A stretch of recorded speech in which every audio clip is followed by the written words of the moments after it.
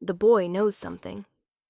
Casimir, vampire king of the Eastern Territories, stands motionless in the grand foyer of the Ashwood estate, his centuries-old instincts screaming at him that something is wrong.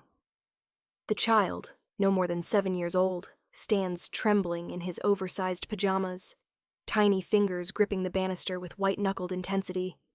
"Please, Your Majesty," the boy whispers again, his voice breaking. "You have to check the basement. She's been down there for 3 days. Mrs. Holloway said nobody would believe me, that I'm just a stupid kid making up stories. But I heard her crying. I heard her begging." The autumn rain pelts against the tall windows, each drop catching the lamplight like falling stars. Casimir's jaw tightens. He's attended this charity gala for the Ashwood Children's Home every year for the past decade. A public appearance expected of him, a performance of philanthropy that keeps the mortal world comfortable with his presence. But something about tonight feels different. Wrong. "Connor, isn't it?" Casimir crouches down, bringing himself to eye level with the boy. Even kneeling, he cuts an imposing figure, 6'4" of pure muscle wrapped in a midnight blue suit that probably costs more than most people's cars. His dark hair is swept back from a face that makes women stop mid-sentence, all sharp cheekbones and a jaw that could cut glass. But it's his eyes that always draw attention. Silver gray, ancient, holding centuries of secrets. The boy nods frantically. "Connor Bishop, I live in the West Wing, room 14. Please, you have to believe me. I know she's down there. I know it." Mrs. Holloway, the estate's director, swoops in with practiced efficiency, her painted smile not quite reaching her eyes. "Your Majesty, I'm so terribly sorry. Connor has been having some behavioral issues lately, acting out for attention. His mother passed away 6 months ago, and he's been struggling with the adjustment. We've scheduled him for therapy, but show me the basement." Casimir's voice carries the weight of absolute authority, the kind of command that makes lesser beings instinctively obey. Mrs. Holloway's smile falters. "I assure you, there's nothing down there but storage and old furniture. Connor's been told multiple times that the basement is off limits. He's obviously fabricated this story because he's upset about being disciplined for—" "I said, show me the basement." Each word drops like a stone into still water. Around them, the other gala attendees begin to notice the commotion. Board members in designer gowns whisper behind champagne flutes. Local politicians shift uncomfortably. Mrs. Holloway's face flushes an ugly red. "Your Majesty, with all due respect, we can't simply drop everything because a troubled child tells tall tales. We have procedures, protocols?" Casimir rises to his full height, and suddenly the air in the room feels thinner. "Dorian, Thane." He doesn't raise his voice, but somehow it carries to every corner of the vast foyer. 2 men emerge from the crowd like sharks through water. Dorian, his second in command, moves with lethal grace, all lean muscle and controlled violence hidden beneath an expensive charcoal suit. Thane, broader and more obviously dangerous, follows a half-step behind. Both are vampires, both are ancient, and both look entirely too eager to follow whatever order comes next. "Check every inch of the basement," Casimir orders. "Now!" Mrs. Holloway sputters. "This is completely inappropriate. I'm going to call the board chair. This is harassment. Call whoever you like." Casimir's gaze hasn't left Connor, whose small face shows such desperate hope it makes something twist in the Vampire King's chest. "But my men are going to that basement. You can either take them there yourself, or they'll find it on their own. Choose quickly." The threat hangs in the air, unspoken but understood. "Mrs." Holloway's mouth opens and closes like a fish gasping for air before she finally spins on her heel, gesturing sharply toward a side hallway. "Fine, but when this turns out to be nothing, I expect a formal apology and a significant donation to make up for this humiliation." They move through the estate like a storm front, gathering intensity. Connor runs ahead, his small sneakers squeaking on the polished hardwood. Casimir follows, hyper-aware of every scent, every sound. His supernatural senses extend outward, searching for anything out of place. Behind him, he can hear the gala guests trailing along, drawn by curiosity and the promise of drama. The basement door is hidden behind a bookshelf in the estate's original library. Mrs. Holloway has to tug twice before it swings open, revealing a narrow staircase descending into darkness. The air that rushes up smells wrong, stale and thick with something that makes Casimir's fangs ache to extend. "There's blood," Dorian says quietly, his nostrils flaring. "Old and new. And fear. Days of it." Mrs. Holloway's face drains of color. "That's impossible. Nobody has been down there in months. We keep it locked." "Move." Thane pushes past her, taking the stairs 3 at a time. Dorian follows. Casimir places himself between Mrs. Holloway and the stairs, blocking her path. "Connor," he says softly, "stay up here with me." "But I want to help." "I know, but you've already helped more than you know. Let my men do the rest." The sounds from below start almost immediately. Footsteps, voices raised in sharp commands. Then Thane's bellow of rage echoes up the stairwell like thunder, and Casimir knows that something terrible has been hiding in this place. Dorian's voice cuts through the chaos. "Casimir, you need to see this, and call an ambulance, now." Casimir's hand shoots out, grabbing Mrs. Holloway's wrist before she can bolt. His grip is iron, unbreakable, and she gasps at the coldness of his skin. "You're not going anywhere," he says softly, then louder. "Someone call 911. Tell them we need paramedics and police." He descends the stairs with supernatural speed, leaving Mrs. Holloway in the grip of another guard, who's materialized from somewhere in the growing crowd. The basement opens up into a series of connected rooms, old servants' quarters from when the estate was first built. The air is thick with dust and something else, something that makes his dead heart clench with fury. They find her in the 3rd room. She's huddled in the corner, chained to an old radiator by her ankle. The chain is thick, industrial, designed for a much larger person, and it's rubbed her skin raw. She's wearing what might have once been a server's uniform, black pants and a white shirt, but they're filthy now, stained with things he doesn't want to identify. Her dark hair hangs in tangled curtains, around a face marked with bruises in various stages of healing. But it's her eyes that stop him cold, even sunken with dehydration, shadowed with exhaustion. They're the most striking shade of green he's ever seen, like fresh spring grass or new leaves catching sunlight. And they're looking at him with such desperate, fragile hope that he feels something crack in the careful walls he's built around himself over centuries. "Help," she whispers, her voice barely audible. "Please, help." Thane is already working on the chain, his vampire strength making quick work of the lock. Dorian has his phone out, updating the emergency dispatcher with clinical precision. But Casimir can only stare, his mind racing through possibilities and implications. "What's your name?" He moves closer slowly, the way you might approach a wounded animal. Up close, he can see she's younger than he first thought, maybe late 20s, with delicate features and a frame that suggests she was slender even before days of captivity. "Ilara." She tries to smile, but her split lip cracks and begins bleeding again. "Ilara Thorne. I worked, in the estate kitchen, catering for events." She laughs, a brittle sound. "Ironic, right? I was supposed to be serving appetizers at tonight's gala. Instead, I became the appetizer for Mrs. Holloway's sick entertainment." The chain comes free with a crack that makes Ilara flinch. Casimir shrugs off his suit jacket and wraps it around her shoulders. It swallows her, and he catches a whiff of her scent beneath the basement's mustiness, vanilla and something uniquely her that makes his control waver for just a moment. "Don't try to move yet," he says. "Medical help is coming." "No." She grabs his arm with surprising strength. "No, please, you don't understand. She'll make this go away. She has connections, money, lawyers. I'm nobody. I'm just a..." Her voice breaks. "I'm just a broke single mom trying to make rent. Nobody's going to believe me over her." Casimir covers her hand with his, and the contact sends electricity racing up his arm. "I believe you. And when the vampire king of the Eastern Territories believes you, everyone believes you." Tears spill down her cheeks, cutting clean tracks through the grime. "Why? Why would you help me? You don't even know me." Because a 7-year-old boy was braver than every adult in that building.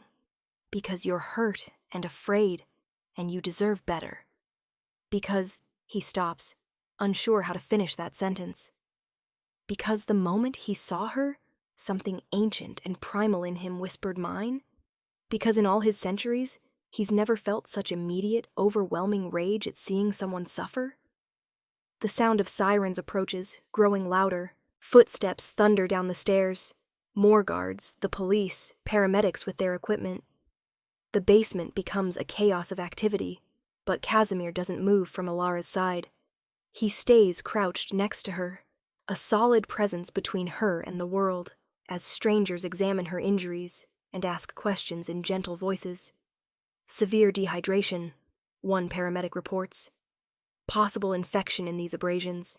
Signs of prolonged exposure to cold. We need to get her to the hospital immediately. I'm riding with her, Casimir announces, in a tone that brooks no argument. The paramedics exchange glances. Sir? Only family. I'm riding with her. He holds the lead paramedic's gaze until the man nods nervously. As they lift Alara onto the stretcher, she keeps her eyes locked on Casimir. My son, she whispers. Jasper. He's 6. He's staying with my neighbor, Mrs. Chen, but she can only watch him through tomorrow. If I don't get back, I'll make sure he's taken care of, Casimir promises. Address? She rattles off an address in one of the city's less affluent neighborhoods, and he commits it to memory. Dorian, who's been hovering nearby, nods slightly. He'll handle it. The journey back through the estate is surreal. The gala guests have been corralled into the main ballroom by police, but they press against the doorway to watch as the stretcher passes. Women gasp and whisper. Men pull out phones to record. Mrs. Holloway is being read her rights by a grim-faced detective, her earlier composure completely shattered. Connor Bishop stands near the front door, still in his oversized pajamas, surrounded by concerned staff members. When he sees Alara on the stretcher, his small face crumples with relief. You found her, he breathes. You actually found her. Casimir pauses long enough to crouch down again. You saved her life tonight, Connor. Do you understand that? You're a hero. The boy's eyes shine with tears. Is she going to be okay? I'm going to make sure of it. Casimir straightens, then adds, You ever need anything at all, you call my office. Dorian will give you the number. You're under my protection now. Both of you. In the ambulance, Alara drifts in and out of consciousness as the paramedics work. Casimir holds her hand, careful not to squeeze too hard with his supernatural strength. Each time her eyes flutter open, they find him immediately, as if she needs to confirm he's real. Tell me about Jasper, he says softly, wanting to keep her anchored. A weak smile crosses her face. He's beautiful. Has my eyes but his father's stubborn chin. Loves dinosaurs and refuses to eat anything green. Wants to be a paleontologist or a superhero, depending on the day. Her smile fades. His father died 2 years ago. Car accident. One day we had a plan, a future, and then nothing. Just mountains of medical debt and a mortgage we couldn't afford. Is that why you took the catering job? I took every job I could find. I was working 3 of them, the catering, a morning shift at a diner, and evening cleaning at an office building. Still wasn't enough. We were about to lose the apartment. Jasper's been eating cereal for dinner for 3 weeks because I couldn't afford more. Her voice cracks. Some mother I am. You're a mother who worked herself to exhaustion trying to provide for her son. There's no shame in that. Mrs. Holloway said I was stealing from the estate's kitchen. Said she had me on camera taking food. Alara's breath hitches. It was a lie. I would never. But she said if I went down to the basement to look at the security footage, she'd show me the evidence before she called the police. I thought maybe we could work it out, you know? I couldn't afford a criminal record. I was so stupid. You were desperate and someone took advantage of that. That's on her, not you. The hospital is a blur of bright lights and antiseptic smells. Doctors swarm around Alara, wheeling her toward examination rooms. Casimir tries to follow, but a nurse with steel in her spine blocks his path. Family only beyond this point. You can wait in the... She stops, really looking at him for the first time. Recognition flickers across her face. Oh, Your Majesty, I didn't realize. I mean, there's a private waiting room for VIP patients. If you'd like to... Is she going to be all right? He's not used to feeling helpless, and he hates it. We'll do everything we can. The doctor will update you as soon as possible. The private waiting room is elegantly appointed, all soft leather and tasteful artwork, but Casimir barely notices. He paces like a caged tiger, his phone constantly buzzing with updates. Dorian texts that police have arrested Mrs. Holloway and 2 staff members at the estate. Thane reports that the basement contained evidence of previous victims, women who likely hadn't been lucky enough to have a Connor Bishop notice their absence. Another text from Dorian. Found the son. Nice kid. Neighbor is solid. Military vet. Very protective. Told her you'd cover any additional expenses, and that the boy's mother is safe. She says Jasper can stay as long as needed. Casimir exhales slightly. One problem handled at least. Your Majesty? A doctor enters, still wearing his surgical cap. I'm Dr. Patel. You're here for Alara Thorne? Casimir is across the room instantly. How is she? Stable. Severely dehydrated, as expected. We've got her on IV fluids and antibiotics for the infections. Some contusions, a cracked rib, and the lacerations on her ankle will need careful monitoring to ensure they heal properly. She was also malnourished even before the captivity. Looks like she's been skipping meals long term. The doctor's expression softens. She's lucky. Another day or two and we'd be having a very different conversation. When can I see her? She's asking for you, actually. Room 437. But please keep it brief. She needs rest. The room is dim, lit only by the glow of medical equipment. Alara looks impossibly small in the hospital bed, her dark hair spread across the pillow. Someone has cleaned her face, revealing the true extent of the bruising. Her eyes are closed, but they flutter open when Casimir enters. You're real, she murmurs. I was afraid I'd dreamed you. I'm very real. He pulls a chair close to the bed, settling into it with unconscious grace. How are you feeling? Like I got run over by a truck made of pure pain. She tries to smile, but alive, which is more than I expected a few hours ago. Connor is doing well, being treated like the hero he is, and your son is safe with your neighbor. My people have ensured she has everything she needs to care for him as long as necessary. Fresh tears well in Alara's eyes. I don't know how to repay you for this, for any of this. I have nothing. Stop. His voice is gentle but firm. You owe me nothing. What was done to you was unconscionable. Making it right isn't something that requires repayment. She studies him with those remarkable green eyes, and he has the uncomfortable sensation of being truly seen for the first time in decades. Why are you doing this? And please don't tell me it's just because it's the right thing to do. You're a vampire king. You don't stay in power for centuries by being altruistic. A smile tugs at his lips despite himself. You're not wrong. I've done plenty of things over the years that weren't altruistic at all. Built an empire on calculated decisions and strategic ruthlessness. He pauses, considering his words. But sometimes you meet someone who reminds you why immortality is a gift rather than a curse. Someone who makes you want to be better than you are. The air between them shifts, charged with something neither can quite name.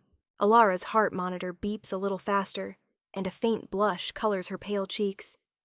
I'm nobody special, she whispers. Just a widowed mom who can't even keep her kid fed properly. You're wrong. He reaches out slowly, giving her time to pull away, and brushes a strand of hair from her face. His fingers are cool against her skin, and she shivers. You're a woman who survived something horrific, who kept fighting even when you had every reason to give up, who raised a son so remarkable that in a building full of adults, he was the only one brave enough to demand action. His silver eyes hold hers. That's not nobody. That's someone extraordinary. You don't even know me. Then let me. When you're healed, when you're ready, let me know you. Alara's breath catches. Why would the vampire king of the Eastern Territories want to know a broke caterer? Because in 300 years, I've never felt like this. Like I'd tear the world apart to keep someone safe. Like I'd been waiting for someone without even realizing it until they were right in front of me. He laughs softly. You probably think I'm insane. I think you're either insane or I'm still hallucinating from dehydration. But she's smiling now, a real smile that transforms her whole face. A vampire king doesn't fall for someone like me. That's not how the world works. The world works however I say it works. There's no arrogance in the statement, just simple fact. And I'm saying that you're under my protection now. You and Jasper both. Not as charity. Not as some temporary fix. As something permanent. I can't accept. You can, and you will.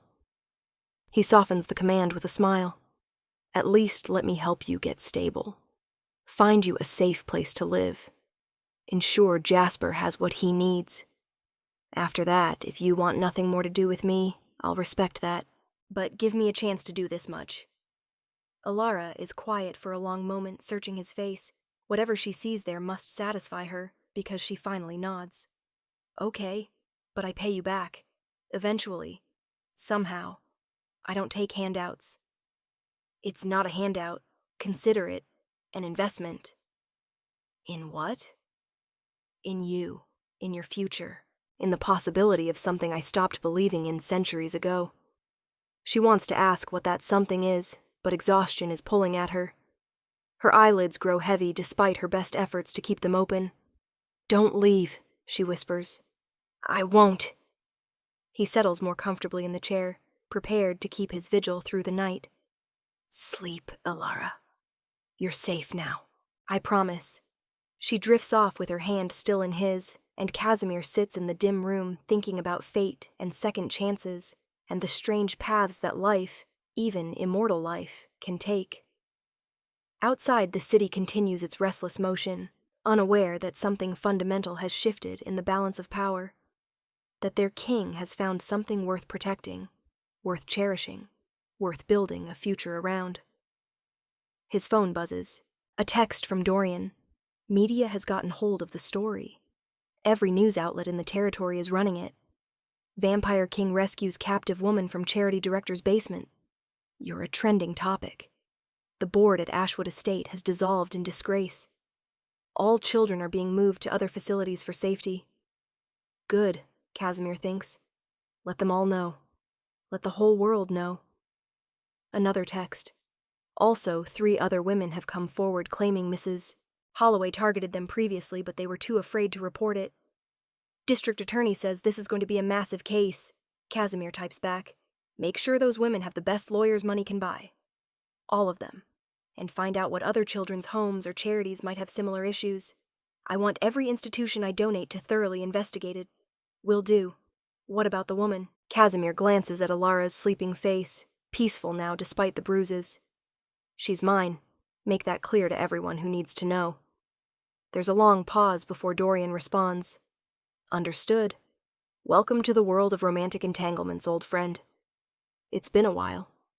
It has, Casimir thinks. 300 years, give or take. Not since before he turned. Before he became what he is now. He'd forgotten what it felt like to want to protect someone, not for political gain or strategic advantage, but simply because their happiness matters. Because their smile feels like sunlight, even to someone who hasn't seen the sun in centuries. The hours pass slowly. Nurses come and go, checking vitals and adjusting medications. Casimir remains a constant presence, moving only when absolutely necessary. Around dawn, his phone rings, a video call from Dorian. You need to see this, his second-in-command says without preamble. The video is shaky, clearly shot on someone's phone at the gala. It shows Connor Bishop confronting Mrs. Holloway, his small voice rising with desperate urgency. There's someone in the basement! I heard her crying. You have to check. Mrs. Holloway's dismissive response, her condescending pat on the boy's head.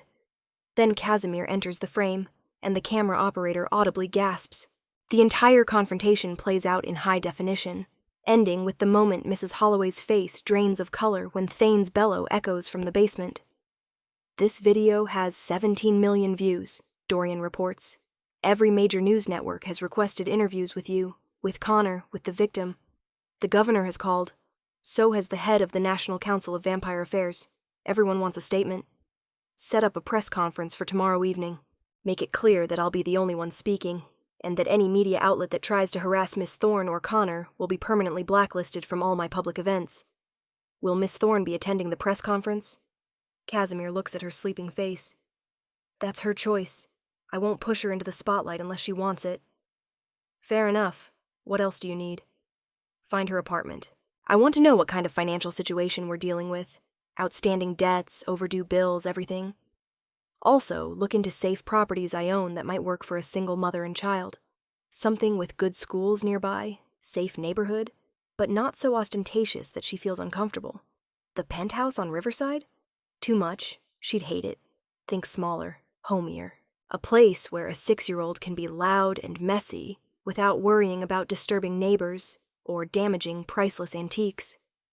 You're really doing this. It's not a question. I'm really doing this. She must be something special. Casimir's gaze remains on Alara. She is. I just need to convince her of that. When Alara wakes a few hours later, morning sunlight is streaming through the window. Casimir is still there, though he looks perfectly composed despite not having slept.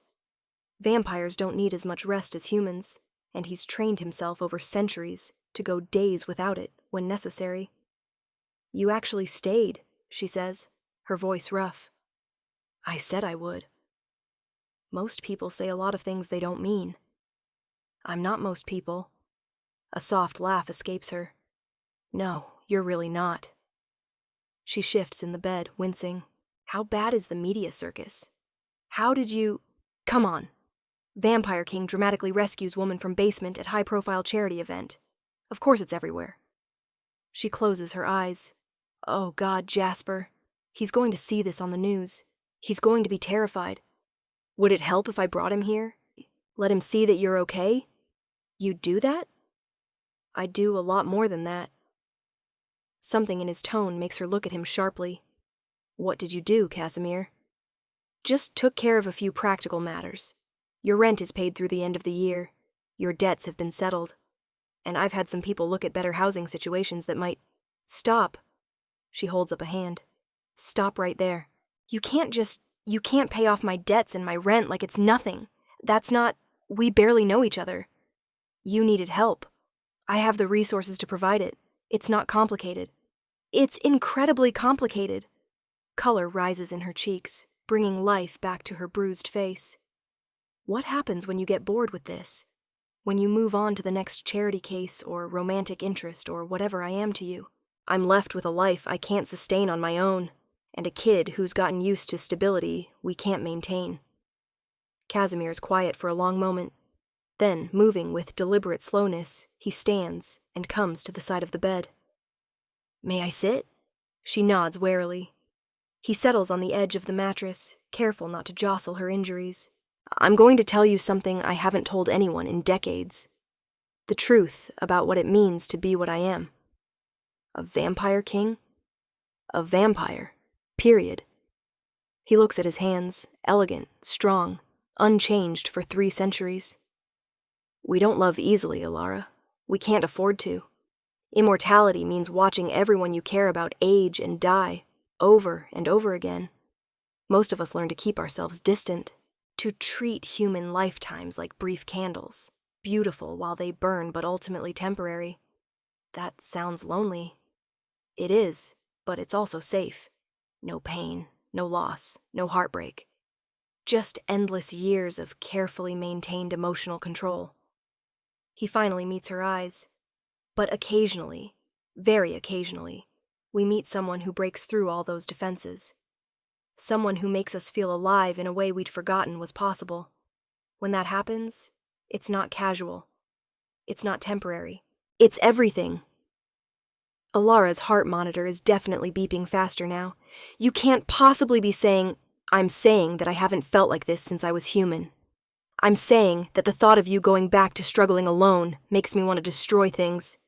I'm saying that if you let me, I'll spend the next 50 or 60 years making sure you never have to worry about rent or food or safety again. And when your time comes naturally, peacefully, surrounded by the family we'll have built together, I'll mourn you for the next 200 years, knowing it was worth every moment. Tears stream down her face. That's the most romantic and depressing thing anyone has ever said to me. He laughs, a real laugh that transforms his austere features into something warm and accessible. I should probably work on my declarations of interest.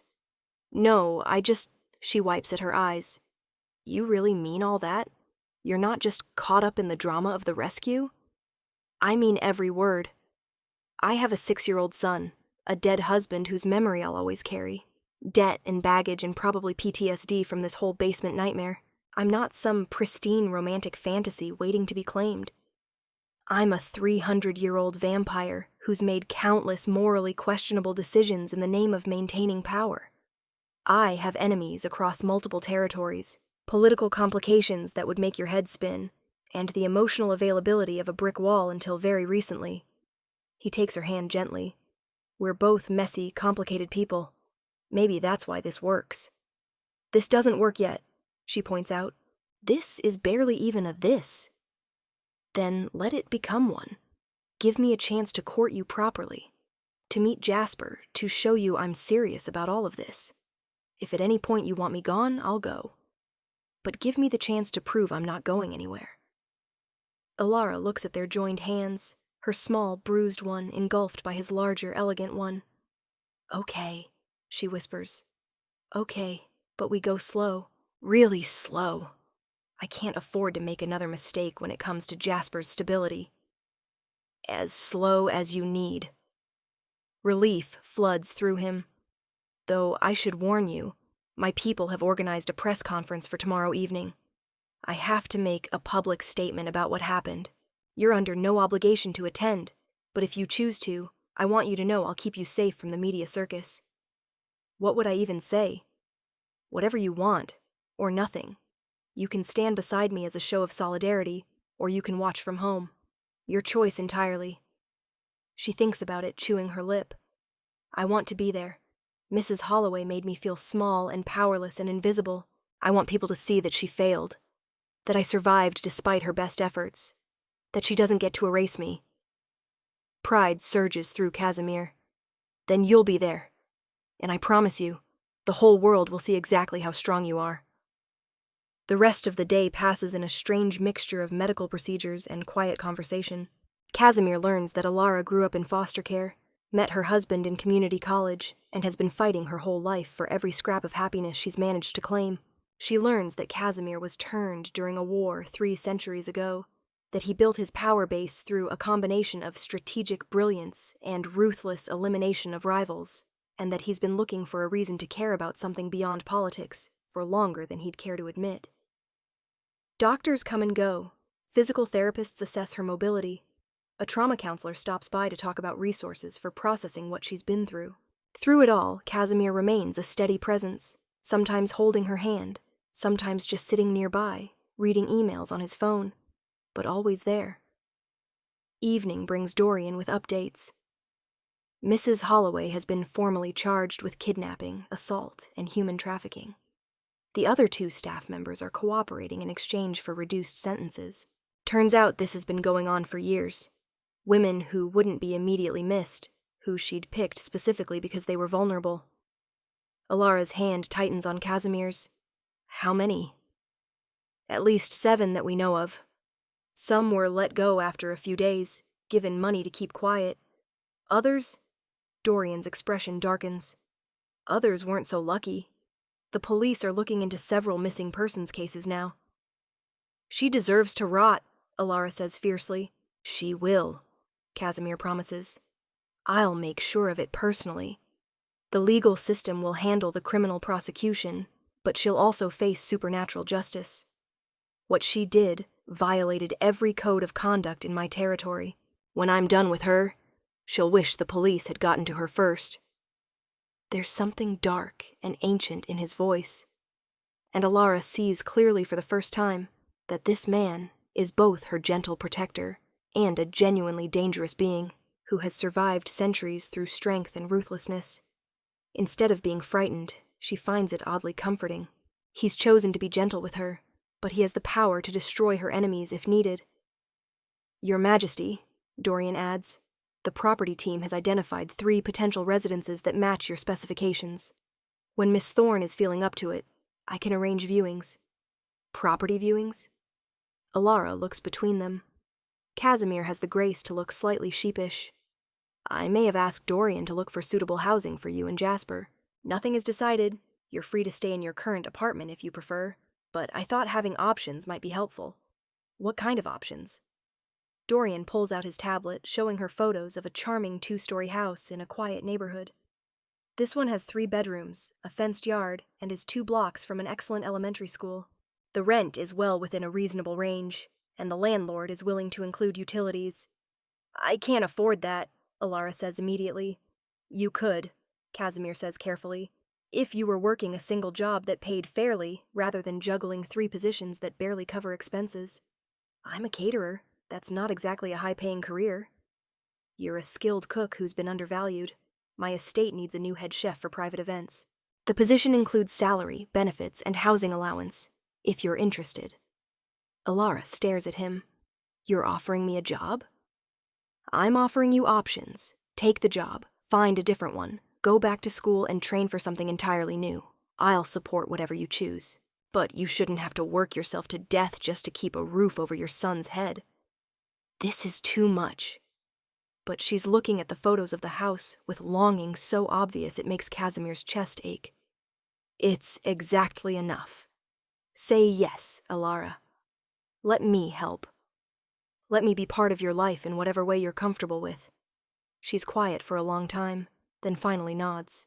I want to see it in person first, and I want to pay my own rent, even if you're helping with the job. I need to know I can stand on my own feet. Done. We'll arrange a viewing as soon as you're released from the hospital. That night, after Dorian leaves and the hospital quiets for the evening, Alara asks the question that's been nagging at her. What happens when I get old? When I'm 45, 50, 60, and you still look like you're 30? When people start asking questions? Casimir settles back in his chair. That's decades away. We'll handle it when we come to it. But it will be an issue. Yes, he admits. Eventually. There are options. I could turn you, if you wanted. Give you the same immortality I have. But that's a choice that should never be made lightly. And certainly not now. For now, let's just focus on building something real. We'll face the future complications together when they arrive. You'd really turn me? Make me a vampire? If you asked, if you were certain. If you'd lived enough of a human life that you were ready to make that trade. But Alara, that's years away. Right now, let's just focus on getting you healthy and safe. She nods slowly. Okay, one crisis at a time. Exactly. The next day brings Jasper. Dorian escorts him personally, along with Mrs. Chen, who turns out to be a tiny elderly woman with sharp eyes and a protective demeanor. The boy barrels into the room like a cannonball, all gangly limbs and worried energy. Mama! He stops short when he sees her bruises, his eyes going wide. What happened, Mrs.? Chen said you were sick, but you look like you got beat up. Come here, baby. Alara opens her arms, and Jasper climbs carefully onto the bed, mindful of her injuries. She holds him close, breathing in his little boy scent of grass and sweat, and something indefinably sweet. I'm okay. I was hurt, but I'm getting better. Who hurt you?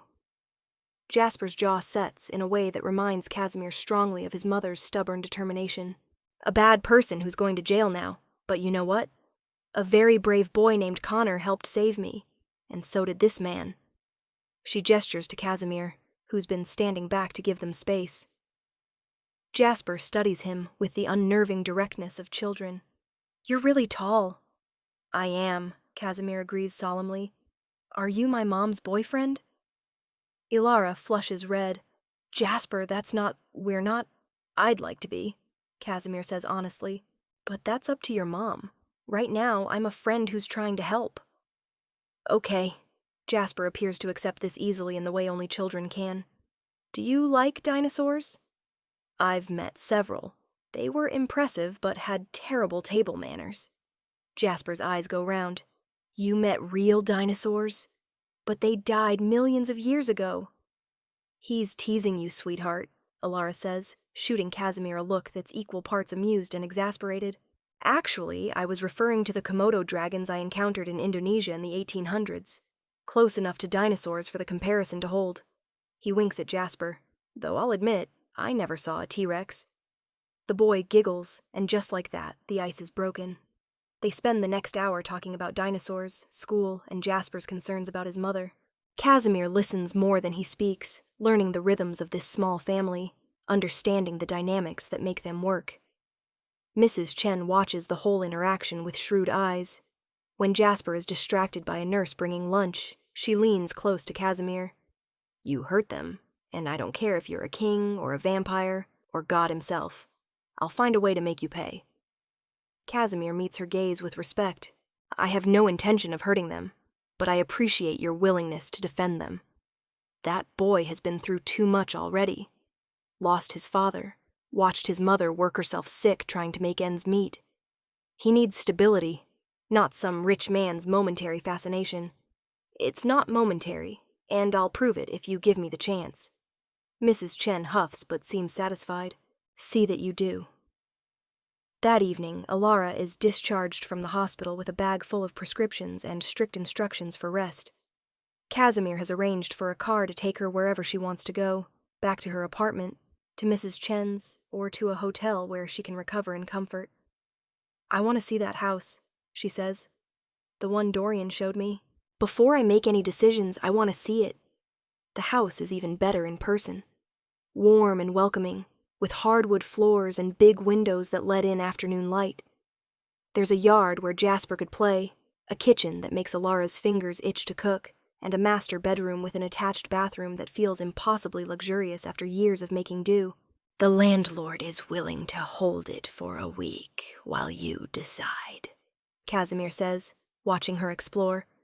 No pressure. Alara stands in the living room, turning slowly to take it all in. Jasper is already running through the rooms, calling dibs on the one with the window seat. Mrs. Chen is examining the kitchen appliances with approval, and Casimir stands in the doorway, looking at Alara like she's something precious. This is going to change everything, she says softly. Is that bad? No, I don't think so. It's just big, scary. I've spent so long just surviving that I don't know how to do anything else. He crosses to her, taking her hands gently. Then let me show you. Let me help you learn how to live instead of just survive. You deserve that. Jasper deserves that. What if I fail? What if I'm not enough? You've never been not enough. You've been fighting an uphill battle with one hand tied behind your back. Let me even the playing field. After that, you'll see what you're really capable of. She looks up at him, this impossible man who walked into her life during her darkest moment and decided she was worth saving. Okay, yes, I'll take the house. And the job, if the offer's still open. And whatever this is between us. I'll give it a real chance. The smile that breaks across his face is like sunrise, warming and transforming everything. You won't regret it.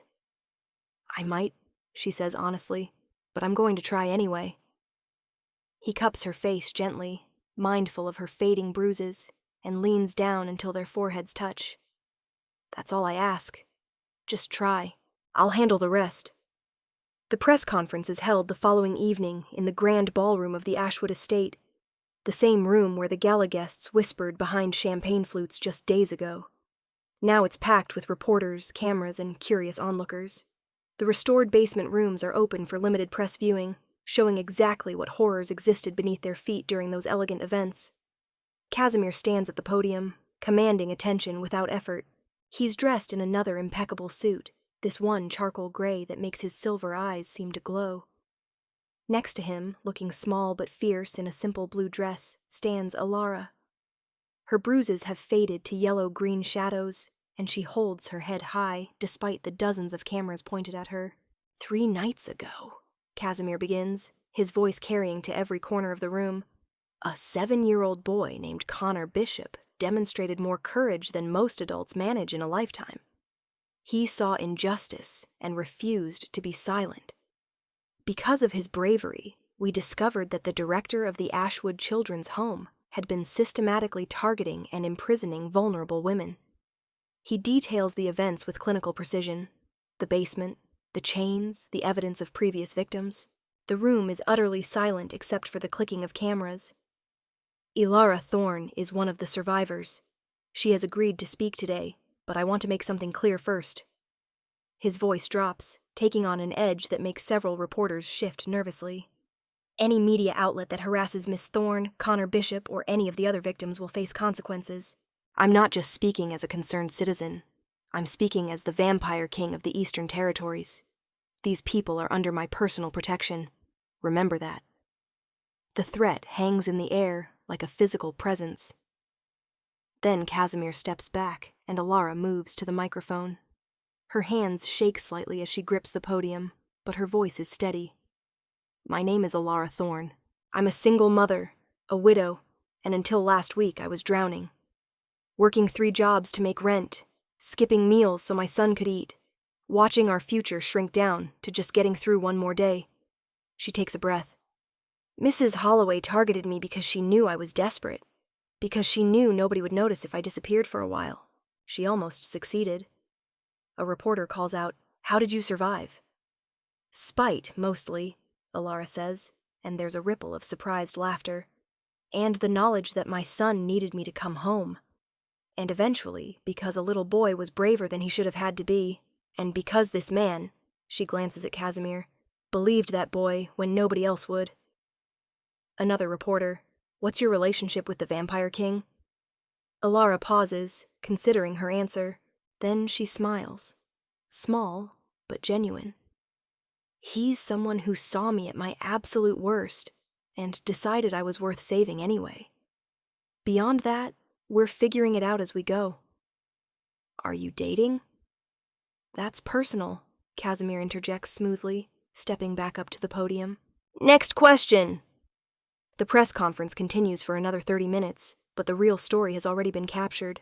The image of the powerful Vampire King, standing protectively beside a survivor, making it clear to everyone watching that she matters, that her story matters, that she's not just another forgotten victim, but someone worthy of protection and respect. The video clips are everywhere within hours. Vampire King defends basement survivor, trends on social media. Think pieces are written about power dynamics and the responsibility of the supernatural community to protect humans. Connor Bishop becomes a minor celebrity, with interview requests pouring in. But in the quiet of Alara's new house that night, away from cameras and crowds, the real story unfolds. She and Jasper are unpacking boxes in their new living room. Casimir has offered to help, and he's currently being directed by a 6-year-old taskmaster on the proper placement of dinosaur figurines. No, the T-Rex can't go next to the Stegosaurus. They lived in completely different time periods, Jasper explains with exaggerated patience. My apologies. Where should the T-Rex go? On this shelf with the other Cretaceous period dinosaurs, obviously. Alara watches them with a strange feeling blooming in her chest, something she hasn't felt in years. Hope, maybe, or possibility. The sense that life might hold more than just endless struggle. You're smiling, Casimir observes, looking up from his dinosaur arrangement. I am, she agrees. It's been a while since I had a reason to. Get used to it. I plan to give you many more reasons. Jasper looks between them with a child's intuition. Are you guys gonna get married? Jasper! Alara's cheeks flame. What? Mrs. Chen says when a man looks at a woman like that, there's gonna be a wedding eventually. Casimir laughs, a rich, genuine